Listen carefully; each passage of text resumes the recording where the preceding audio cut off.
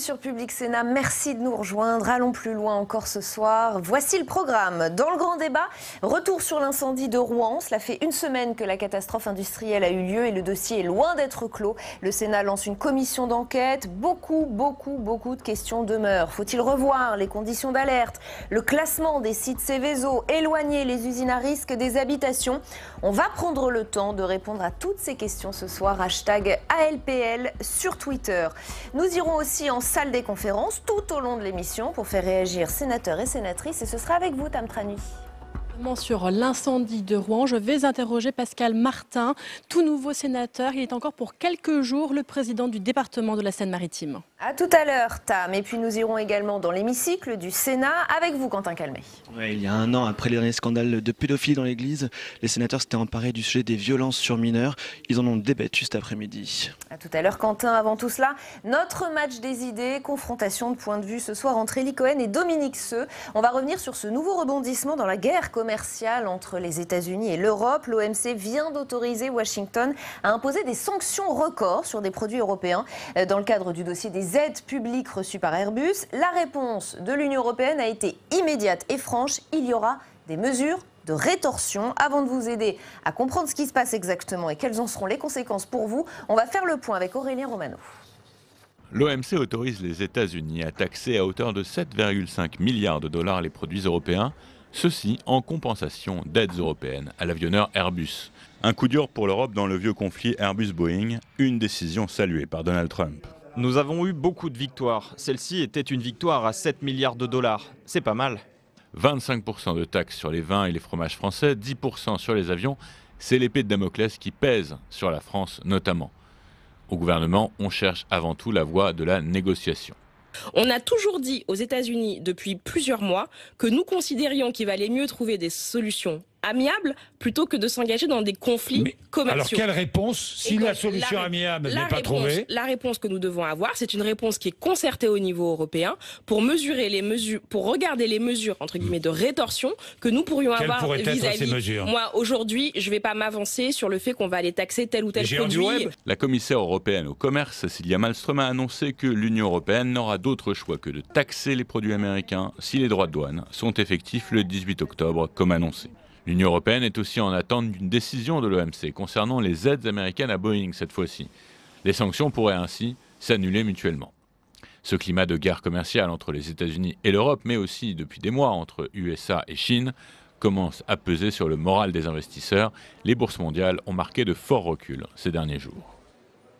Et avec nous pour le match des idées ce soir, Élie Cohen, bienvenue, bonsoir. Vous êtes économiste et directeur de recherche au CNRS et nous attendons face à vous Dominique Seux, directeur délégué de la rédaction des Échos qui devrait arriver dans une minute tout au plus. D'abord vous évidemment Élie Cohen, est-ce que cette décision de l'OMC se justifie? Est-ce que vous la comprenez? Est-ce que vous avez été surpris? Non, pas surpris du tout. Vous savez, cette querelle Airbus-Boeing, ça remonte à il y a 15 ans exactement. Ça a démarré en 2004. Les premières plaintes contre Airbus par Boeing, relayé par le gouvernement américain, concernait deux dispositifs qui avaient objectivement favorisé le développement et le décollage d'Airbus, qui étaient ce qu'on appelait un système d'avance remboursable, c'était des crédits qui étaient faits et qui n'étaient remboursés que s'il y avait un succès.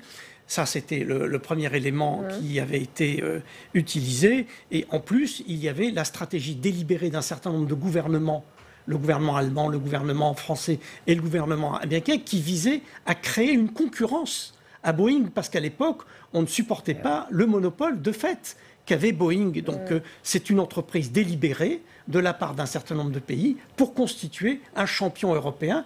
Et ce champion européen a formidablement réussi.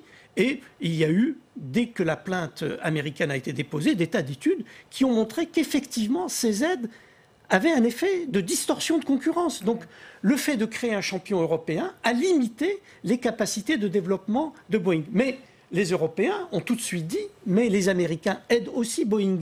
Comment les Américains aidaient-ils Boeing? Ils les aidaient là aussi par un double dispositif. Le premier dispositif, c'était un système de crédit d'impôt. Et le deuxième dispositif, c'est que comme Boeing est à la fois militaire et civil, en commandant des appareils militaires et en payant le développement de ces appareils militaires, en fait, on aidait indirectement les avions civils. Donc, il y a eu une double plainte des Américains contre les Européens d'abord, puis des Européens contre les Américains, et tout ceci a cheminé longuement, et au bout de N années de procédure, on arrive maintenant à la première décision qui a été prise par l'OMC contre Airbus et les Européens, et je vais vous confier un secret, dans les 6 mois qui viennent, il y aura une nouvelle décision de l'OMC qui condamnera Boeing et les Américains, et on arrivera probablement à un quasi-équilibre dans les sanctions respectives. Parce que... Donc vous n'êtes pas inquiet, vous ne parlez pas d'une guerre commerciale qui va être sans merci Non, parce que si vous voulez, ce qui est en train de se passer, c'est que ce télescope avec cette affaire Airbus-Boeing qui date d'il y a 15 ans, en fait une conflictualité commerciale nouvelle qui est voulue par Trump. Trump estime que les... On entend se réjouir d'ailleurs de parler de victoire pour les États-Unis. Trump estime que l'Europe fait une concurrence déloyale aux États-Unis, non seulement à travers les aides publiques, mais même à travers la sous-évaluation de l'euro par rapport au dollar. Il trouve tout à fait anormal que nous ayons des excédents commerciaux permanents, notamment les Allemands, dans le domaine de l'automobile. Et donc, il a déclaré une espèce de guerre commerciale à l'Europe. Il a même dit que d'une certaine manière, l'Union européenne était l'adversaire des États-Unis et qui voulait remettre en cause cet excédent commercial européen, et il voulait donc le corriger, non pas par les voies de l'OMC, mais par des mesures unilatérales, d'où par exemple le projet de taxation de l'importation des automobiles allemandes ou du vin français. Donc ce n'est pas la même chose. Je dirais, la condamnation d'Airbus aujourd'hui, ça prouve que l'OMC fonctionne encore. D'accord, et fait bien son travail. Et c'est bien son travail. La guerre commerciale que veut mener Donald Trump, en remettant en cause toutes les règles du multilatéralisme, en prenant des mesures unilatérales, etc., ça, c'est autre chose et il ne faut pas confondre les deux. Parce que c'est quand même un vrai sujet, notamment pour les consommateurs que nous sommes tous. Je voudrais juste qu'on regarde quelques chiffres et on accueille Dominique Seux qui vient d'arriver. Bienvenue. Washington a tout de suite annoncé la mise en place dès la mi-octobre des droits de douane de 10% sur les avions, de 25% sur d'autres produits industriels et agricoles importés de l'Union européenne, dont le vin français, le fromage italien et le whisky écossais. Ça va quand même être très vite concret pour les consommateurs, Dominique Seux. Oui, effectivement, depuis que les guerres commerciales sont lancées entre les États-Unis et le reste du monde, pour une partie importante des opinions européennes, mais asiatiques, ça n'était pas très concret. On ne savait pas jamais très bien où on en était. Là, le mot d'Airbus et rétorsion en face d'Airbus, le vin, le fromage, etc., ça devient très concret. Alors évidemment, la grande question qui se pose, c'est de savoir comment vont réagir les Européens. Est-ce qu'ils vont aller vers l'escalade ou la désescalade? Ils ont déjà parlé de mesures de rétorsion. Ils ont parlé de mesures de rétorsion, mais ils ne les ont pas encore appliquées. Non. Et donc, il y a des discussions en cours en ce moment même à Bruxelles et entre les capitales européennes pour savoir s'il vaut mieux avec Donald Trump répondre durement ou au contraire envoyer des signaux pour dire « Allez, nous sommes prêts à négocier, à faire un geste ». En réalité, les Européens ont quelques atouts dans leur manche. Et il y a un atout qui n'a pas été tellement mentionné jusqu'à maintenant. Ils sont en train de réfléchir, ces minutes même, à ressortir un vieux contentieux qui date d'une quinzaine d'années de 2004. Une sanction de 4 milliards de dollars obtenue par l'Europe contre les États-Unis qui n'a jamais été appliquée. Et en fait, les Européens vont faire passer probablement cette nuit, dans les heures qui viennent, le message à Washington que si vous continuez comme ça, si vous ne vous mettez pas autour de la table de négociation, nous allons regarder sous le tapis, dans les fonds de tiroir, et nous allons retrouver des choses. Mais comment faut-il réagir avec Donald Trump? C'est quand même la grande question. D'abord, le principal point sur lequel il faut insister, c'est encore une fois, il ne faut pas tout confondre. La querelle Airbus-Boeing, c'est une très vieille querelle, ça date d'il y a 15 ans, et il y a une procédure qui est en cours, et à mon avis, on n'a pas du tout intérêt, par exemple, à réagir aujourd'hui aux mesures de rétorsion américaines qui sont tout à fait légitimées par l'OMC, puisque l'OMC autorise pour 7,5 milliards de mesures de rétorsion. Ce que j'ai entendu de la part du gouvernement qui dit « on va réagir tout de suite dans le cadre européen », non. Non, la décision de l'OMC est une décision parfaitement légitime.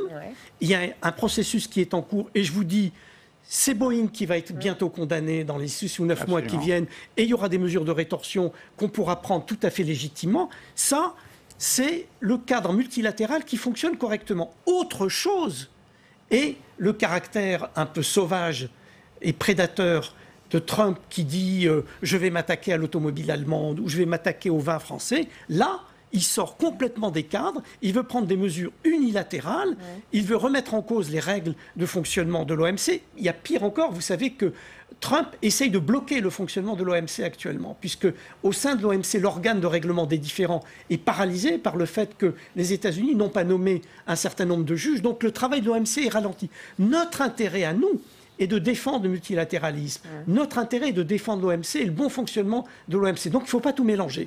Je compléterai effectivement, comme Élie le dit bien, il y a les aspects juridiques, il y a les aspects économiques, mais il y a aussi un aspect psychologique dans ces affaires-là. Donald Trump, en prévision de la prochaine campagne présidentielle, veut naturellement pouvoir dire à ses électeurs américains, notamment dans le Middle West, nous ne nous laissons pas marcher sur les pieds. Et ensuite... C'est de la com, hein, voilà, politique, il y a aussi de la message. com. Souvenez-vous, il y a un parallèle qui va vous étonner, mais je ne sais pas si vous vous souvenez qu'aux commémorations du 11 novembre 2018 à Paris, il y avait eu des passes d'armes entre Donald Trump et Emmanuel Macron. Il y avait eu des noms d'oiseaux qui avaient été envoyés. Et la grande question à l'Élysée, c'était de savoir s'il fallait réagir ou pas. L'ambassadeur de France à Washington, Gérard Haro, qui vient de sortir ses mémoires, raconte dans ses mémoires qu'il avait conseillé à l'Élysée, à la France, de ne pas surréagir parce que Donald Trump, disait-il en filigrane, c'est un enfant. Vous lui donnez une tape, il va vous en donner une plus grosse et ça ne s'arrêtera jamais. Donc, il adore ça. Ravalez un peu votre colère, votre dignité et à la fin, c'est vous qui gagnez. La grande question, c'est de savoir si les 28, 27 Européens vont ensemble ravaler leur dignité et avaler leur chapeau. Ça n'est pas tout à fait sûr. Et ça nous amène au deuxième thème de ce match, et c'est un petit peu lié au premier, les conclusions de la commission d'enquête du Sénat sur la souveraineté numérique. On y parle notamment de la taxe GAFA, qui elle aussi aura des répercussions sur le porte-monnaie du consommateur. Amazon a même déjà augmenté ses prix depuis le 1er octobre. On va en parler ensemble. D'abord, je voudrais qu'on écoute le rapporteur Gérard Longuet, le sénateur LR, est au micro de Tam Tranui en salle des conférences. Et oui, Gérard Longuet, d'abord, on revient sur la principale préconisation de votre rapport, l'instauration d'un forum du numérique. En quoi cela consisterait exactement ?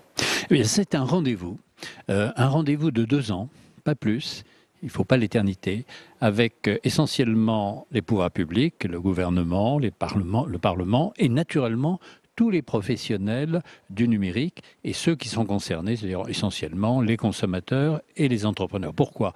Parce que manifestement, il y a de bonnes décisions, mais elles ne sont pas nécessairement suffisantes, elles ne sont pas nécessairement coordonnées, et surtout, on n'arrive pas à savoir quelles sont les lignes de force durables du gouvernement. Juste, oui, voilà. Effectivement. Donc le forum, c'est un lieu de rencontre. Maintenant, la décision, elle appartient au Parlement sur un projet de loi gouvernemental. Effectivement, vous jugez que le gouvernement manque de stratégie globale et visible. Qu'est-ce que vous pensez de sa mise en place de la taxe GAFA ? C'était là l'un des combats de Bruno Le Maire. Alors, c'est une bonne étape, c'était un signal d'alarme. Nous l'avons voté sans y croire, et d'ailleurs nous avons eu raison parce que on ouvre le combat avec les GAFAM, mais le combat n'est absolument pas terminé. Il ne faut pas croire du tout que cette taxe est un aboutissement. Ce n'est qu'une étape dans un jeu tactique qui consiste à faire en sorte que les grandes nations, celles de l'OCDE, les nations européennes en tous les cas, mais peut-être aussi en Amérique du Nord, déjà ça bouge aux États-Unis et au Canada, acceptent l'idée que ces gens doivent payer leurs impôts comme tout le monde, et sans doute à partir du chiffre d'affaires qu'ils réalisent dans un pays.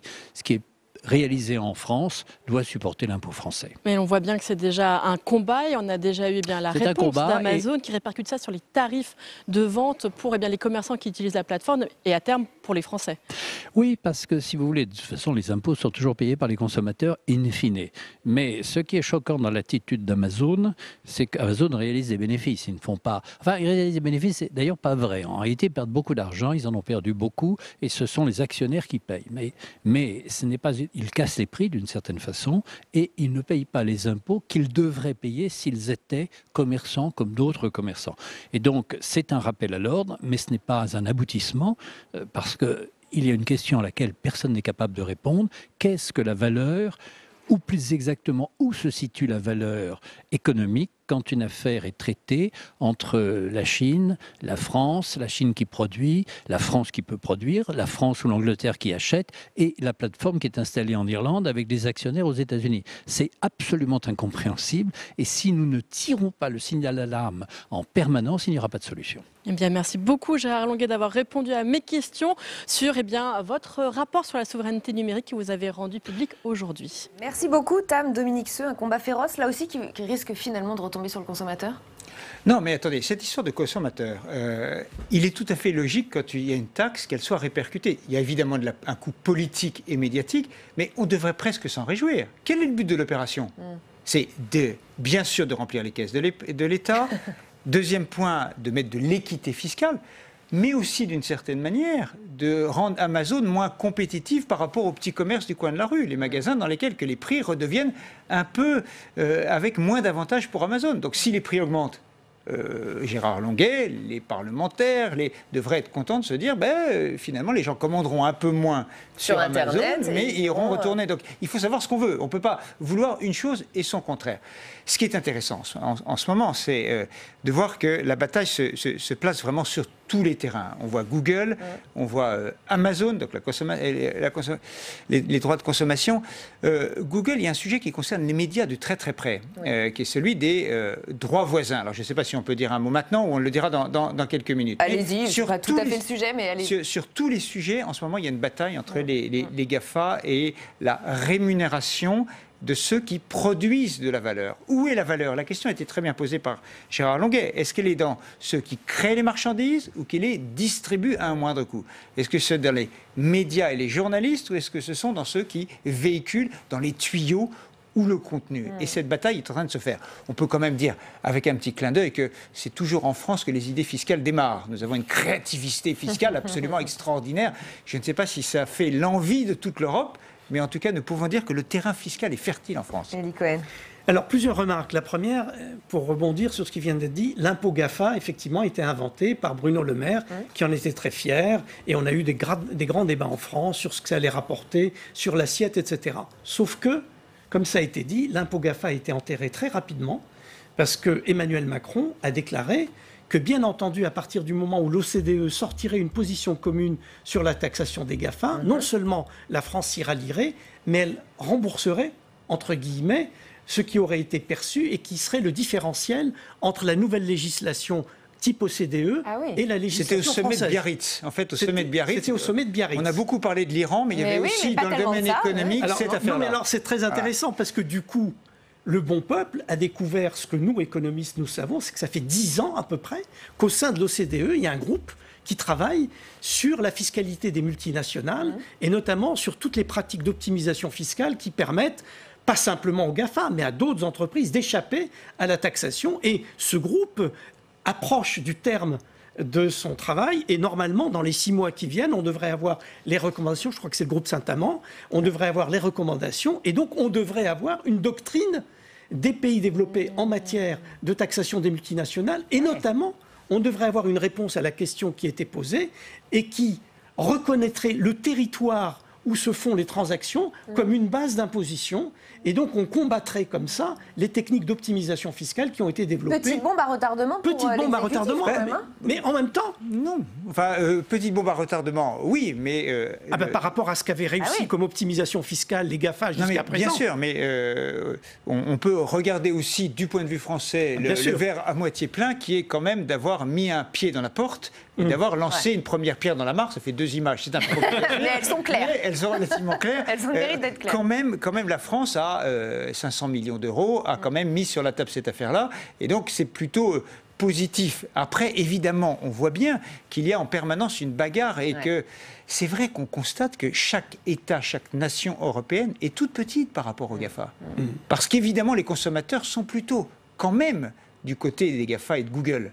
En tant que consommateur, on est du côté de Google. En tant que concrètement, oui. En tant que citoyen et contribuable, on est du côté de l'État français. Mais je paye des impôts 1 fois par an et j'utilise Google 100 fois par jour. Et donc, il y a forcément, dans la bataille de communication, Google n'est pas encore à terre, très loin de là. Un dernier mot, Elie Cohen, sur ce point ? Oui, c'est une fois de plus la preuve qui est donnée que les initiatives nationales, c'est très sympathique, mais c'est quand même beaucoup plus important d'arriver un point commun établi dans le cadre de l'OCDE avec un nouveau code de conduite et avec l'engagement des principales parties. Parce que ce qui a fait la faiblesse de la position française, c'est que nous n'avons pas réussi à attirer les Allemands dans notre combat. Ouais. Les Allemands avaient trop peur des mesures de rétorsion, des mesures de rétorsion américaines sur l'automobile. Donc vous voyez, lorsqu'on piétine comme ça les travaux de l'OCDE en disant, comme l'a fait Bruno Le Maire, mais moi j'invente le nouvel impôt, etc. Et Eli Cohen, il les a peut-être un peu accélérés aussi, parce que la France n'était pas seule dans ce dossier-là. Il y a eu d'autres. Moi je suis les travaux de ce groupe, ils étaient vraiment au bout de leur travail. Allez, troisième et dernier point que je voudrais aborder avec vous, c'est ce coup de chaud sur les bourses mondiales. Hier, la bourse de New York a fini en baisse de 1,86%. La bourse de Londres a perdu plus de 3%. En 2 séances, hier et avant-hier, la cote parisienne a perdu 4,5%. Plusieurs raisons à cela. La publication d'indicateurs américains négatifs, mais aussi, en tout cas pour ce qui concerne l'Europe, ce coup de pression de Boris Johnson hier à Manchester. Écoutez. Ce que les gens veulent, ce que les pro-Brexit veulent, ce que les anti-Brexit veulent, ce que le monde entier veut, c'est qu'on en finisse calmement avec le sujet du Brexit et qu'on avance. Nous sortirons de l'Union européenne le 31 octobre, quoi qu'il arrive. Alors, Eli Cohen, expliquez-nous, que se passe-t-il sur les marchés financiers? Est-ce qu'on peut parler d'un vent de panique pour tous les indicateurs dont j'ai parlé? Non. Écoutez, franchement, non. Je dirais quand une bourse perd 2 points ou 3 points ou 4 points après être montée, comme aux États-Unis, de je ne sais combien, et même en France d'une quinzaine de points, on ne peut pas dire que c'est le crack qui est à nos portes, etc. Non, par contre, il y a 2 ou 3 éléments qu'il faut avoir présents à l'esprit. Oui. Le premier, c'est qu'on a un ralentissement de l'économie mondiale. Maintenant, avec les révisions périodiques qui sont faites, le monde croît de moins en moins vite. Et je dirais les derniers domaines dans lesquels on pouvait dire, mais malgré tout, il y a une surchauffe, une activité économique débordante, notamment avec les consommateurs, comme aux États-Unis, même là-bas, c'est en train de se ralentir. Et ça, c'est le premier élément. Donc, quand vous avez un ralentissement général, eh bien, vous vous dites peut-être qu'on est en train d'arriver à la fin du cycle, un très long cycle de croissance après la grave crise de 2007-2008. C'est le premier point. Le deuxième point qui se rajoute à ça, c'est qu'il y a un vrai problème de crise de l'industrie manufacturière. Moi, je suis très frappé de constater le ralentissement partout de l'industrie, avec, en Europe en particulier et en Allemagne en particulier, un très très net ralentissement. Et si vous combinez ça avec le recul du commerce international, et notamment le recul du commerce international des produits industriels, vous vous dites, il se passe quelque chose. Puis troisième point, il y a quand même un ralentissement chinois très très net. Alors jusqu'à présent, on disait, mais c'est la faute à Brexit, c'est la faute à Trumpisme, vous ne parlez pas du Brexit, etc., Trump, etc. Non, ce qu'on constate malheureusement en Chine actuellement, c'est un ralentissement plus fondamental, c'est-à-dire on assiste en Chine à une espèce de bascule d'une économie qui était totalement extravertie, tournée vers l'export, la manufacture du monde, etc., vers une économie qui essaye de développer la consommation intérieure, les services, etc. Et ça ne se passe pas si bien que ça. Et ça se traduit par un très net ralentissement de l'activité économique en Chine. Et ce qui est source d'inquiétude, c'est que ce ralentissement économique se combine à un niveau d'endettement, parce qu'il y a eu une formidable accélération de l'endettement en Chine au cours, en gros, de la décennie de crise. Donc on se dit, des banques surexposées, avec un shadow banking qui s'est beaucoup développé sur fond de ralentissement économique, de changement de modèle économique. C'est le cocktail explosif. Ça fait un cocktail assez inquiétant. Mais pour que vous ayez un krach boursier, il faut qu'il y ait une bulle qui explose. Lorsqu'il y a eu la crise de 2007-2008, on ne savait pas comment la crise allait arriver, mais on savait qu'il y avait une bulle de l'immobilier américain.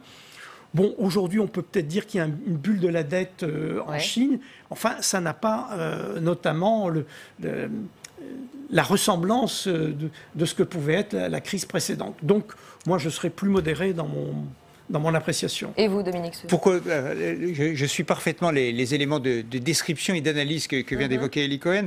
La grande question, c'est de savoir que peut-on faire et que veulent faire les États et au niveau national ou international. Et la vraie difficulté aujourd'hui, c'est qu'il n'y a plus de multilatéralisme. En tout cas, il n'y a pas de volonté de régler ensemble des problèmes qui se posent. Les problèmes, ils ont été très bien mentionnés, c'est un peu la tectonique des plaques. C'est-à-dire, vous avez des plaques qui sont en train un peu partout de glisser. Première plaque, c'est les taux d'intérêt. Où va l'argent aujourd'hui? Les taux d'intérêt sont négatifs, donc ils vont vers les actions, vers l'immobilier. Les actions sont très hauts, ça bouge un petit peu à la descente. ça n'est pas dramatique pour l'instant. Et donc, vous avez une modification assez profonde de l'endroit où va l'argent en ce moment qui est créé. Deuxième tectonique des plaques, c'est effectivement entre les États-Unis et la Chine, les États-Unis ralentissent, la Chine ralentit, mais surtout, elle commence à allumer ses moteurs intérieurs. Avec beaucoup d'endettement, ça a été dit, mais il y a des moteurs intérieurs qui se sont allumés, elles se rééquilibrent. Mais ce rééquilibrage va avoir des conséquences sur nous tous. La réponse, l'absence de réponse collective aux défis, on l'a bien vu au dernier G7 à Biarritz. Il y a eu, on a parlé de l'Iran, on évoquait les GAFA, la taxation, mais sur la politique économique et la situation économique, il n'y a même pas eu de communiqué commun. C'est probablement sage, parce que les communiqués, en fait, personne ne les lit et on consacre beaucoup plus de temps à les écrire que quelqu'un à les lire. Mais il y a cette absence d'envie de régler les problèmes ensemble. Il y a cette absence de savoir ce qu'il faudrait faire. On a bien vu la semaine dernière, il y a 10 jours maintenant, qu'il y avait des dissensions au sein de la Banque Centrale Européenne.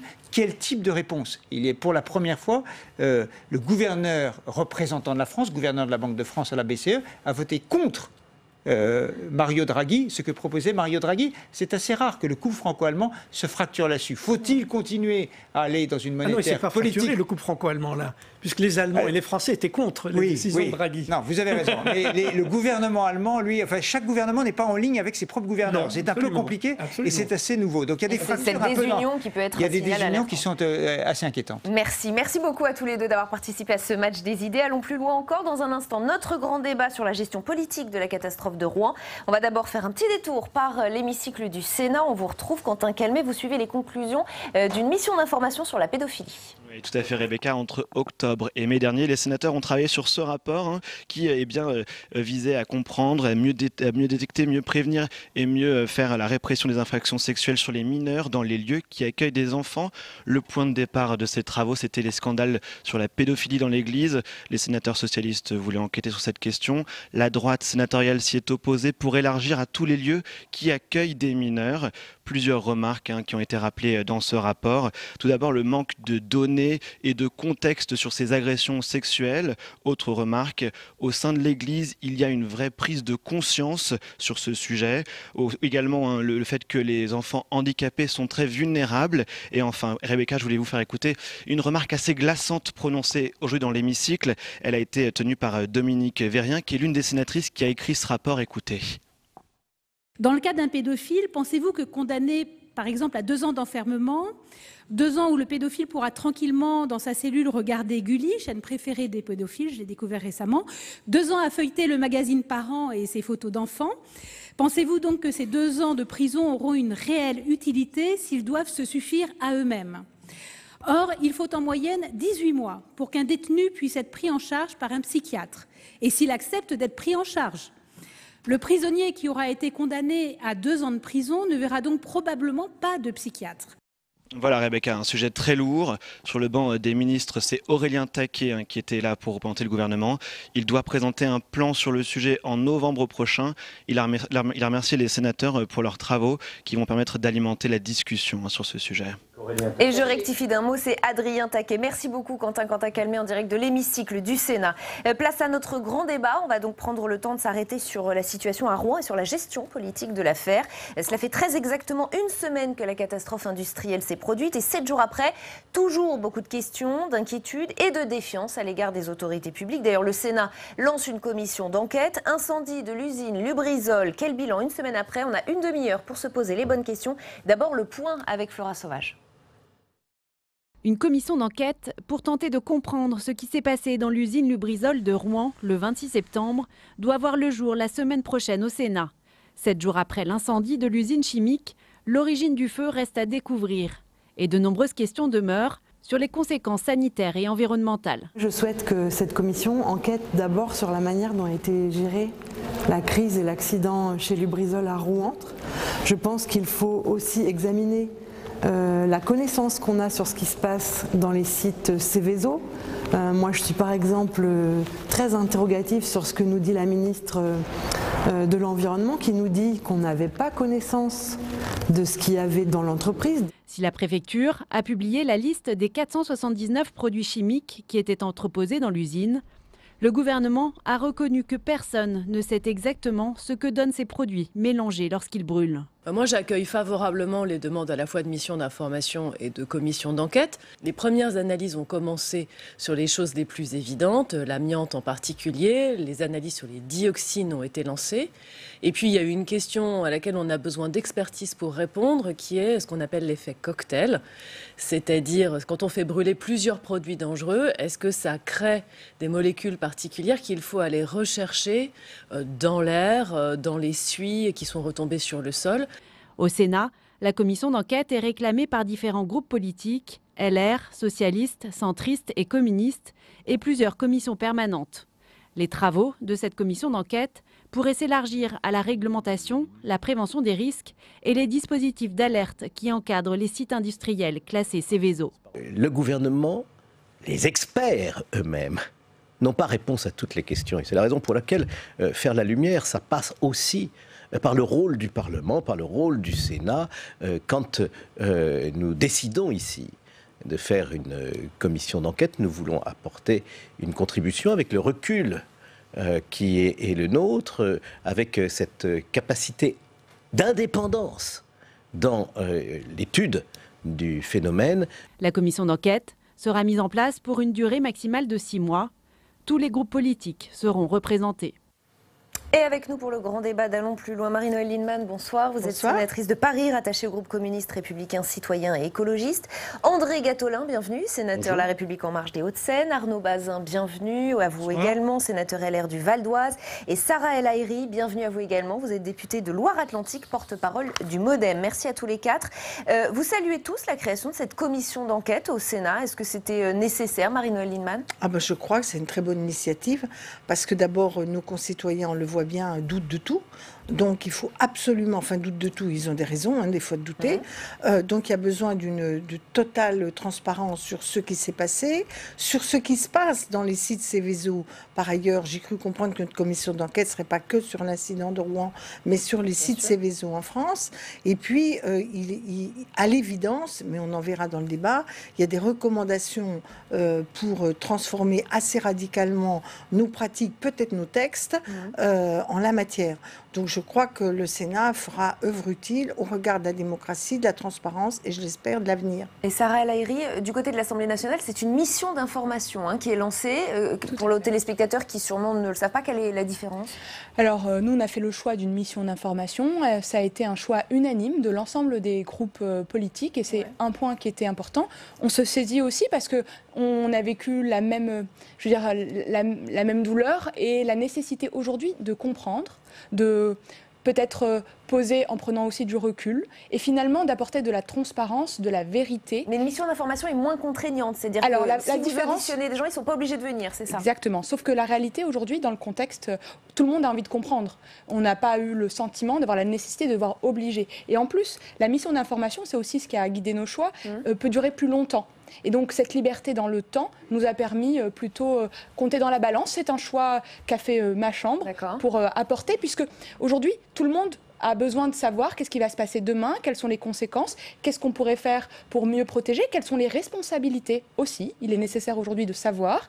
Et le choix de la mission d'information est pour nous le bon outil, la bonne organisation, puisque tous les groupes politiques, évidemment, ils seront également représentés. Et il était peut-être temps, Arnaud Bazin, j'ai lu qu'il n'y avait pas eu d'enquête parlementaire sur les risques industriels depuis la catastrophe d'AZF à Toulouse en 2001. Pourquoi faut-il attendre? Moi, je me mets à la place des téléspectateurs et des Rouennais qui ont vécu ce drame. Pourquoi faut-il attendre une catastrophe pour que des missions d'information ou des commissions d'enquête se mettent en place? Vaste question. D'abord, la responsabilité première de la surveillance de ces établissements est la responsabilité administrative du gouvernement. À partir du moment où nous n'avons pas de symptômes de dysfonctionnement qui nous alertent, nous n'avons pas lieu, je pense, d'investiguer particulièrement. Chacun dans ses compétences. Nous sommes législateurs, le gouvernement en charge des missions différentes. Donc, qu'on s'émeuve quand on a des catastrophes de cette ampleur, ça me paraît évident dans le public, mais aussi chez les élus qui doivent répondre au public sur les causes et ce qu'on doit rechercher comme amélioration dans notre organisation nationale pour les éviter. Mais je pense qu'il est naturel qu'après un tel événement, que ce soit une mission d'information ou une commission d'enquête, peu importe. L'essentiel, c'est que les travaux soient faits et qu'on puisse rendre compte de façon efficace. Nous jugerons à la fin de ces deux procédures laquelle était la plus pertinente. André Gattolin, peu importe, mission d'information, commission d'enquête. Moi, la commission d'enquête est une bonne chose parce qu'elle est contraignante. Les gens, quand même, prêtent serment. Et je crois que ça renforce le pouvoir de contrôle du Parlement.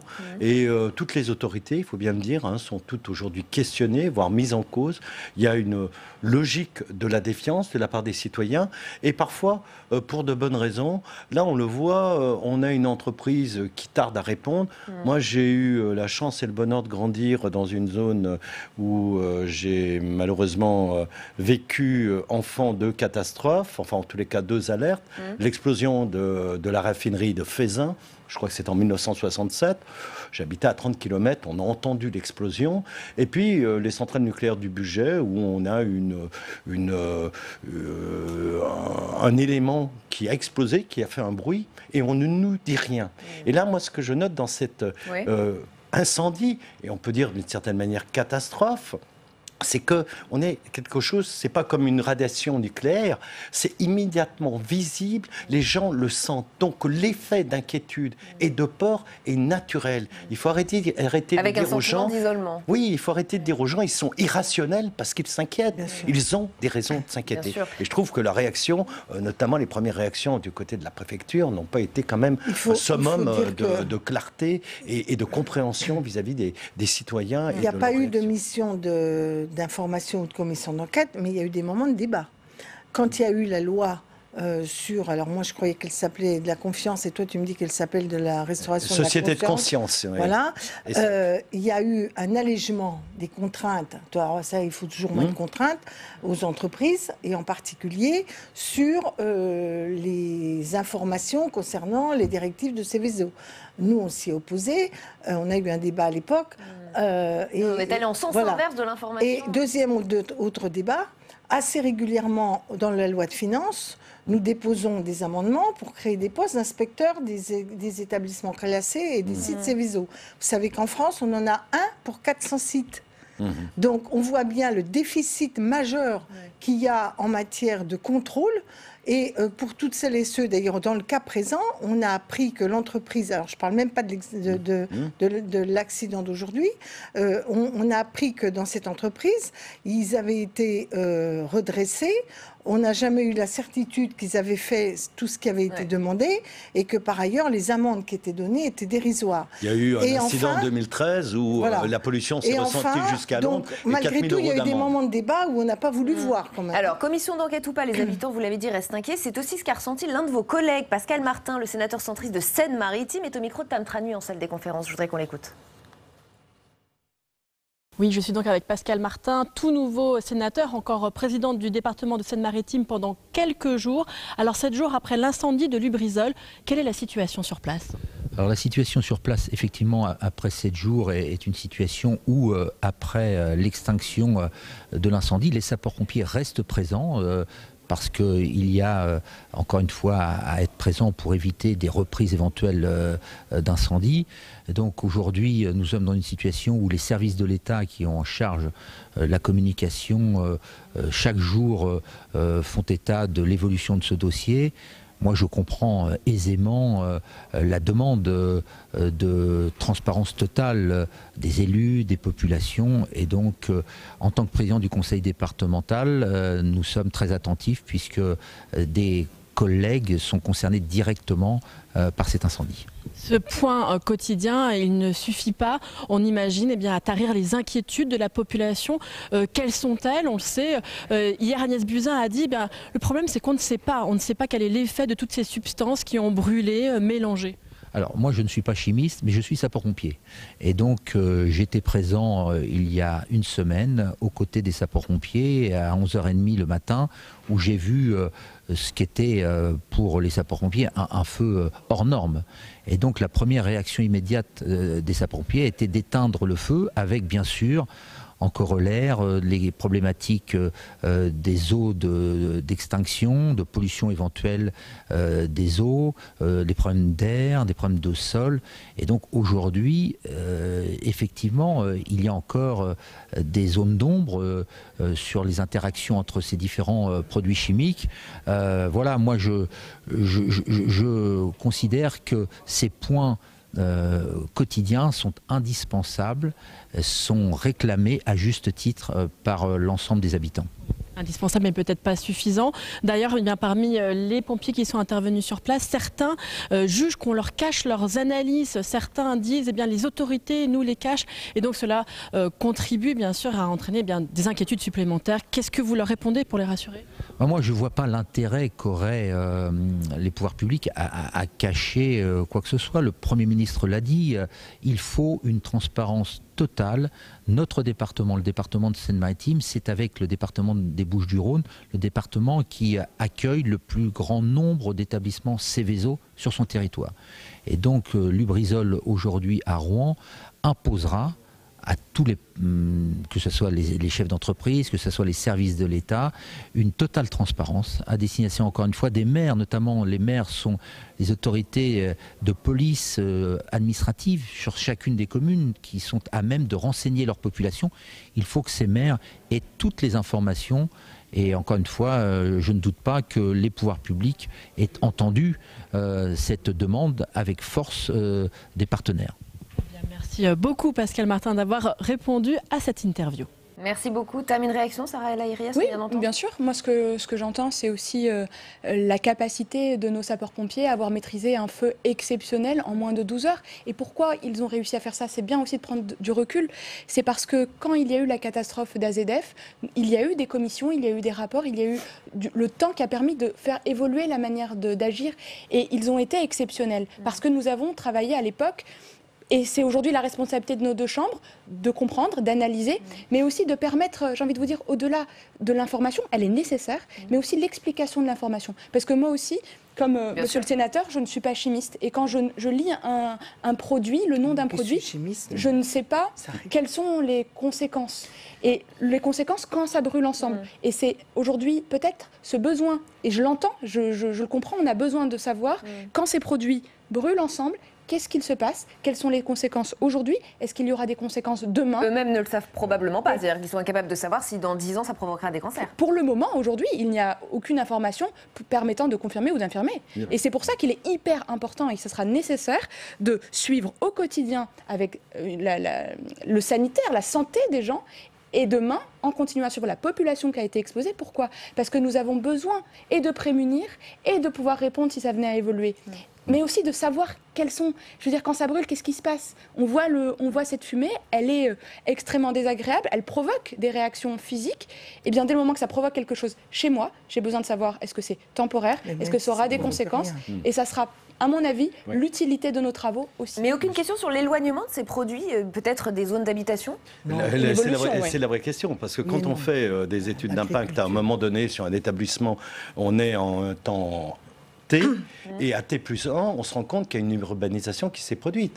Et là aussi, je ne vais pas dire que la responsabilité est celle des élus locaux, mais la responsabilité est ceux qui sont chargés de veiller au risque de continuer à autoriser le développement à un endroit où la population s'est accrue. Mais pour poursuivre ce que tu disais à l'instant, moi je trouve, oui, effectivement, les commissions d'enquête, les travaux sont faits et permettent une meilleure intervention. On l'a vu sur les questions de canicule. La grande canicule a entraîné un certain nombre de choses. Sauf que ce qu'on ne sait toujours pas faire dans ce pays, c'est communiquer. Et l'autorité, quand le préfet, dans ces cas-là, est à la fois jugé parti. Donc les gens, même s'il dit la vérité, même s'il est juste et s'il tente d'apaiser les choses, n'est pas Vous parlez crédible. du préfet, mais on parlera aussi de la communication du gouvernement. Arnaud Bazin, je vous laisse réagir et ensuite on y va. Oui, enfin, pour bien expliquer les choses à nos auditeurs, on est là typiquement dans le cadre d'un héritage historique. Aujourd'hui, on ne ferait pas les choses comme ça. Pour être très clair, on n'autoriserait pas une entreprise à stocker de telles quantités de produits potentiellement dangereux dans un continuum urbain tel que celui de Rouen, qui est quand même particulièrement dense. Mais il s'est fait au cours du temps un certain nombre de choses.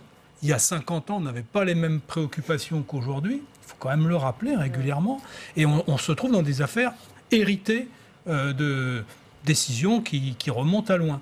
Par contre, ce que l'on fait, ce que doivent faire les pouvoirs publics, c'est prendre en compte ce risque en permanence, donc interdire toute nouvelle urbanisation. Normalement, il y a des plans spéciaux pour ça. Normalement, c'est fait. Et puis d'autre part, les pompiers ont un travail permanent avec ce genre de site, justement pour avoir des plans d'intervention adaptés à tout incident. Voilà ce qu'on peut faire, parce qu'on ne peut pas d'un claquement de doigts déplacer toute cette pas d'un claquement de doigts, mais peut-être lancer le travail pour que ça arrive un jour. En même temps, vous savez, il aurait pu être à 5 km ou à 10 km en pleine campagne, il y aurait eu aussi peut-être des effets. Été les champs qui auraient Donc été je pense personnellement qu'il faut réfléchir très sérieusement à la manière de relocaliser les activités productives dans ce pays. Mais néanmoins, moi je veux dire plusieurs choses.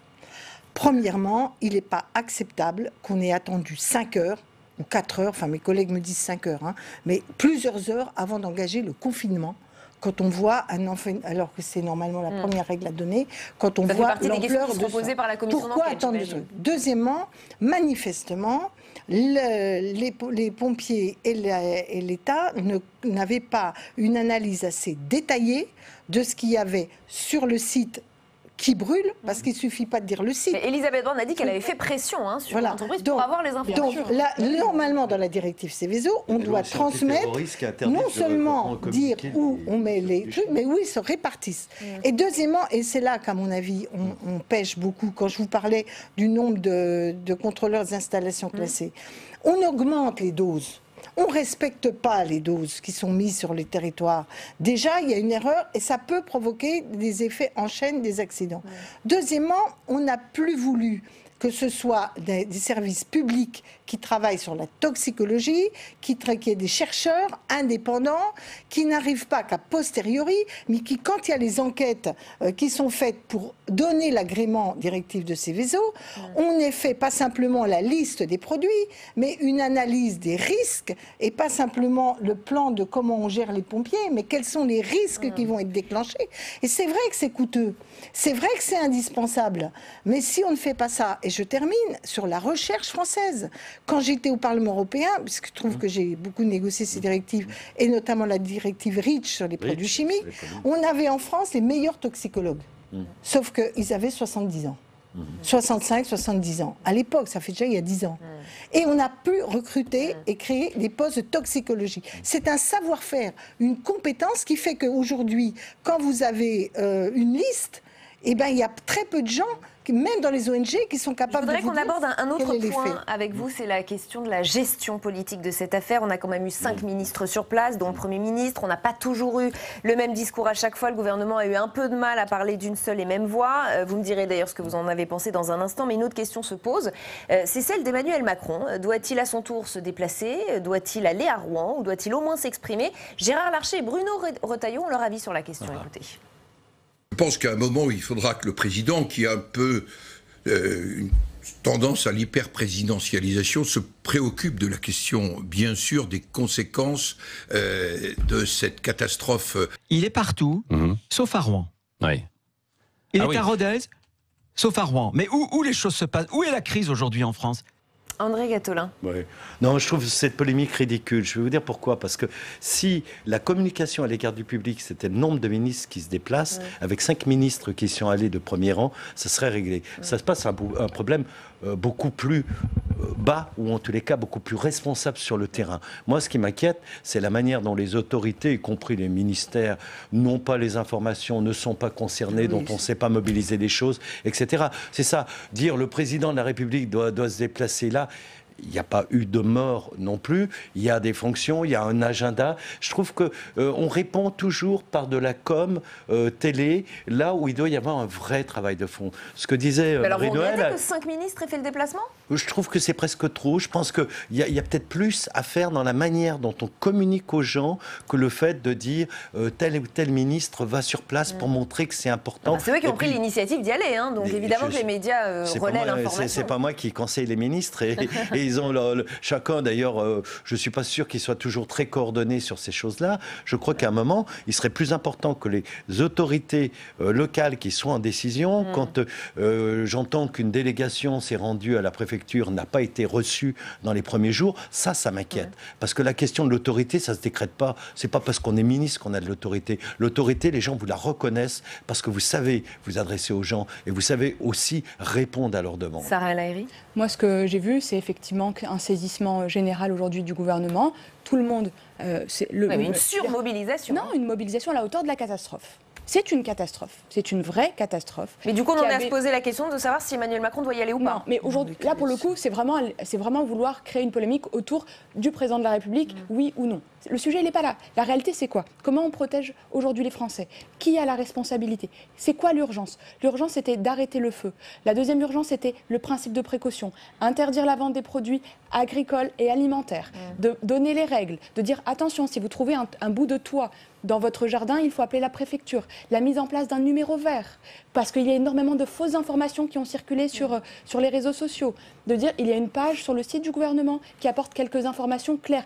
Et malgré ça, parce que quand vous regardez la période de cette agitation, entre ce qu'on vit physiquement, parce que ça sent mauvais, parce qu'on tousse, parce qu'on ne sait pas ce qui se passe, plus le doute, eh bien vous êtes inquiet. Et donc vous lisez. Et quand vous trouvez sur le site internet un faux communiqué de la préfecture, vous trouvez des informations, le robinet avec l'eau qui coule toute noire, ou des oiseaux qui ne sont même pas sur notre pays, eh bien oui, ça inquiète encore plus. Et c'est pour ça que le principe de précaution devait être appliqué immédiatement, de nettoyer, de dire voilà les procédures. Et évidemment, il faudra tenir et trouver les responsabilités de chacun. Vous parliez des produits. Aujourd'hui, le gouvernement savait exactement quel produit il y avait sur le site. Non, ils ont mis du temps à savoir. Ils ont demandé. Tout de suite. C'est quoi le décret? On peut dire les choses. Dans le décret, il y a quoi? Il y a des autorisations sur quel produit le site a le droit d'avoir avec des maximums. Ce qu'ils ne savaient pas, c'est quelle quantité était dans le bâtiment qui a brûlé, quelle quantité et quel produit. Et ça, il y a uniquement l'entreprise, l'usine qui le savait. Et au moment où tout brûle, là, ça a pris du temps. Et au moment où tout brûle, le gouvernement a poussé, bien sûr, et c'est notre job de trouver les responsabilités et de les lever et de les identifier. Et ben, personne ne contrôle rien. Eh bien, il se trouve que nos deux chambres se sont saisies, et c'est en ça qu'on dit les responsabilités doivent être levées. Oui, il faut savoir pourquoi ils ont pris autant de temps pour le dire. Et où est-ce qu'ils sont aujourd'hui? Pourquoi ils ne communiquent pas non plus? Si vous permettez qu'on en revienne à la question que vous posiez. Merci. Après un tel problème public, on devrait pouvoir avoir une parole publique, claire, transparente, et on devrait aussi, dans une situation idéale, avoir un public qui a confiance dans cette parole. Et je crois que le fait qu'il y ait de multiples prises de parole à divers moments, ça explique qu'on en appelle maintenant au chef de l'État, parce que c'est plus trop qui croire. On en veut un. On veut un interlocuteur. Il n'y a pas des différences considérable entre ce qui a été dit par les uns et par les autres, mais quand même, il y a une cacophonie, il y a plusieurs prises de parole, les gens ne savent plus trop où ils en sont. Donc ça explique un peu cette agitation, me semble-t-il. Et notre sujet, entre autres, d'élus, c'est quand même de travailler à la restauration de cette confiance entre les pouvoirs publics, quels qu'ils soient, petit niveau, très haut niveau, et le public. Parce que sinon, on va avoir de très très gros problèmes. Surtout qu'on vit à l'heure, ça a été dit, des fake news, de la diffusion de n'importe quoi par les réseaux sociaux. Donc, le premier sujet que je tirerais de là, au-delà des considérations techniques, l'organisation, etc., c'est comment est-ce qu'on restaure ce lien de confiance. C'est le sujet des dernières minutes de ce débat, parce que ce qui nous a aussi frappé effectivement cette semaine, c'est le manque de confiance des citoyens dans la parole publique. C'est l'objet d'une interview de Bruno Cotresse dans le Figaro du jour, dont je vous lis un petit extrait. Les autorités ont beau communiquer, cela ne désarmera pas la défiance d'une partie de l'opinion. On comparera l'accident de Rouen au nuage radioactif de Tchernobyl ou au scandale du sang contaminé. Et puis cette semaine, on a vu aussi à quel point l'opinion voulait toutes les informations et tout de suite. Est-ce seulement possible? Écoutez le Premier ministre à ce sujet lors des questions au gouvernement au Sénat hier. Je vous ai dit que nous donnions les éléments qui sont en notre possession au fur et à mesure que nous les avons. Et vous comprendrez bien, et je ne veux pas prendre le sujet à la légère, que je ne peux pas produire le résultat des analyses avant qu'elles aient été réalisées. Lorsque vous testez un certain nombre de prélèvements pour vérifier la présence éventuelle de dioxine, ça prend du temps. Ce n'est pas moi qui le dis, je ne suis pas chimiste, c'est les gens qui font ces analyses, les spécialistes, qui les font bien, parce qu'ils doivent donner une information sérieuse et précise. Et je pense que vous et moi nous accordons parfaitement sur ce point. Dès que nous les avons, nous les communiquons. Marie-Noëlle Lienemann, on sent un Premier ministre et un gouvernement un peu démuni, un peu désarmé, et un public, une opinion qui veut de plus en plus d'informations tout de suite et en même temps qui ne croit plus la parole publique. Oui, pour une raison simple, c'est que pour qu'on croie la parole publique, il faut que sur des sites de cette nature, il y ait des comités de suivi permanents dans lequel des spécialistes des produits toxiques...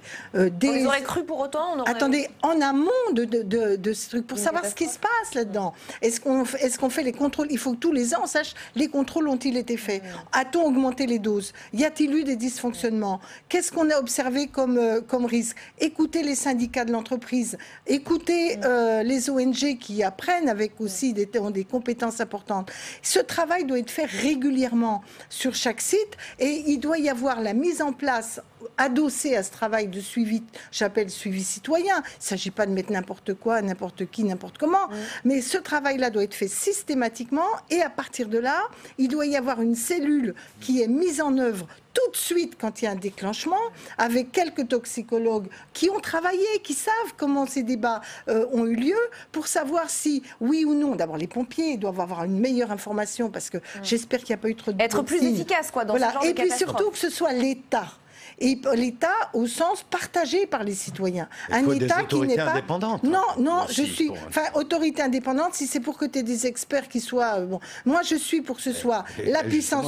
Non, je pense que par ailleurs, il faut qu'il y ait dans ces comités-là la possibilité de faire appel à des contre-expertises de celle de la puissance publique. Mais là, ce n'est pas des autorités indépendantes, c'est des comités de suivi dans lesquels il y a une part des citoyens qui sont là et que l'État retrouve sa crédibilité. Parce que sinon, c'est le gouvernement. Et donc, il est toujours suspect de jouer des coups politiques. Non, je crois que dans ce cas-là, et dans notamment les installations dites Seveso, qui couvrent une variété assez importante d'établissements, on devrait avoir une vraie méthodologie. Et pas dire on commence tout de suite à regarder 2 critères sur la qualité de l'air. On devrait avoir des critères de périmètre, de puissance des vents, de la présence de l'eau, etc.